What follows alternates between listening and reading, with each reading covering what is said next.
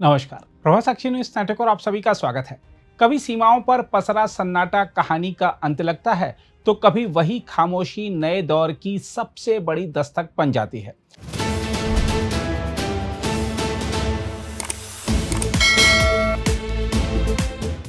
सीमाएं जब खुलती हैं तो केवल रास्ते नहीं खुलते, बल्कि बाजारों में रौनक लौटती है, रोजी रोटी की उम्मीदें जागती हैं और सीमावर्ती बस्तियों की धड़कन फिर तेज हो जाती है।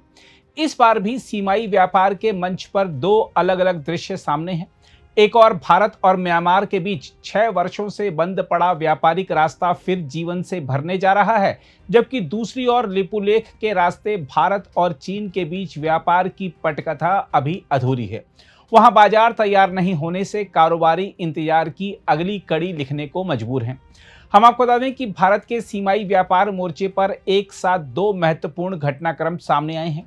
एक और भारत और म्यांमार के बीच पांगसाउ दर्रे से 6 वर्ष बाद सीमाई व्यापार दोबारा शुरू होने जा रहा है, जिससे पूर्वोत्तर के सीमावर्ती इलाकों में आर्थिक गतिविधियों को नई गति मिलने की उम्मीद है।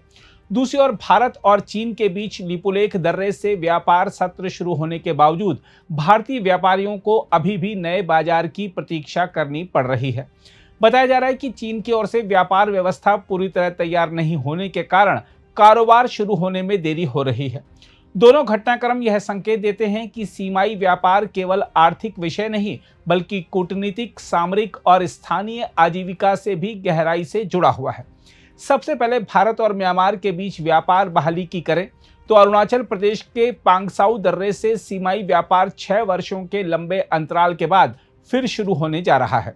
यह व्यापार साल 2019 में दोनों देशों के बीच बढ़ते तनाव के कारण रोक दिया गया था। इसके बाद महामारी ने भी सीमाई आवाजाही और व्यापारिक गतिविधियों को पूरी तरह ठप कर दिया। अब दोनों देशों के बीच सहमति बनने के बाद व्यापार दोबारा शुरू करने का निर्णय लिया गया है। स्थानीय मीडिया रिपोर्टों के अनुसार व्यापार जुलाई के अंत तक आरंभ होने की संभावना है। इस व्यापार की सबसे बड़ी विशेषता मुक्त आवाजाही व्यवस्था है। इस व्यवस्था के अंतर्गत सीमा के दोनों ओर रहने वाले लोग बिना औपचारिक अनुमति के 10 किलोमीटर तक एक दूसरे के क्षेत्र में आ जा सकते हैं। इससे स्थानीय स्तर पर व्यापार, छोटे कारोबार, सांस्कृतिक संपर्क और सामाजिक संबंध मजबूत होंगे।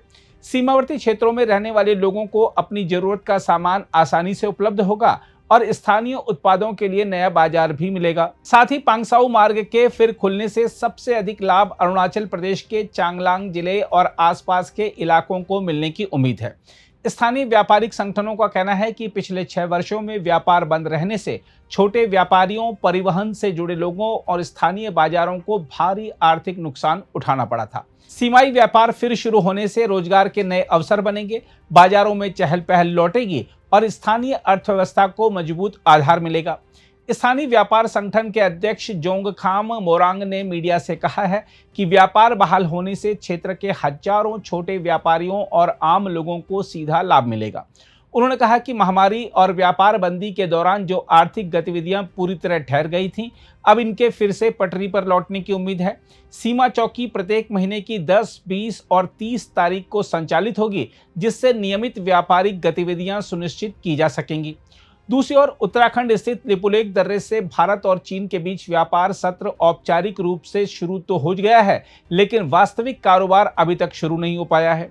इसका कारण यह है कि चीन की ओर से नया बाजार और गोदाम पूरी तरह तैयार नहीं हो सके हैं। तिब्बत के तकलाकोट क्षेत्र में नया व्यापारिक केंद्र बनने का कार्य अभी पूरा नहीं हुआ है, जिसके चलते चीनी अधिकारियों ने भारतीय व्यापारियों से कुछ समय और प्रतीक्षा करने को कहा है। हम आपको याद दिला दें कि लिपुलेख मार्ग से व्यापार साल 2020 में गलवान घाटी की घटना के बाद रोक दिया गया था। इसके बाद लगातार 4 वर्षों तक यह मार्ग बंद रहा। इस वर्ष व्यापार फिर शुरू होने की घोषणा से व्यापारियों में उत्साह तो बढ़ा, लेकिन बाजार तैयार नहीं होने के कारण उनकी उम्मीदों को फिलहाल झटका लगा है। व्यापारियों का कहना है कि यदि बाजार समय पर तैयार हो जाता तो इस बार खच्चरों की जगह सीधे मालवाहक वाहनों से सामान पहुंचाया जा सकता था।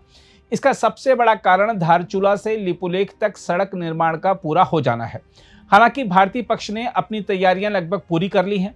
हम आपको बता दें कि व्यापार सत्र की औपचारिक शुरुआत जून में हो चुकी है और भारतीय व्यापारी जुलाई के शुरू में ही सीमा पार करने की तैयारी में थे।